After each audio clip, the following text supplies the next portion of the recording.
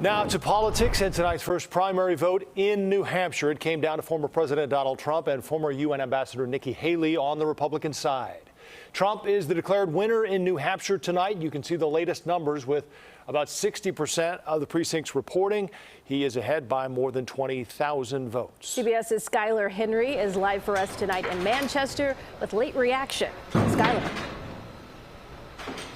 Hey, Erica. Hey, Joe. Good to be with the both of you. Well, the former president certainly confident following his win this afternoon, saying that he is looking ahead to South Carolina. But so is former UN Ambassador Nikki Haley, who said despite losing here in New Hampshire, she is looking to stay in this race. CBS News projects former President Donald Trump has won the first-in-the-nation primary in New Hampshire, following his 30-point victory in last week's Iowa caucuses. Well, I want to thank everybody. This is a fantastic state.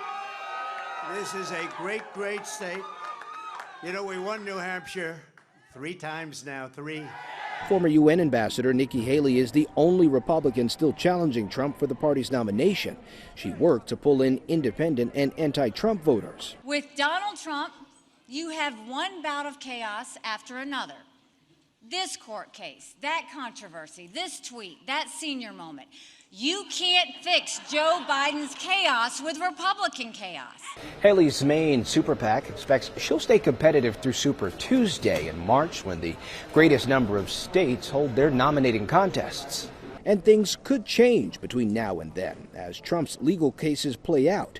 CBS News exit polling finds New Hampshire Republican primary voters divided on whether a Trump criminal conviction would make him fit for the presidency. Trump has too much baggage. He's got indictments on him. Who knows if he gets the primary and wins the primary, he may wind up in court in jail.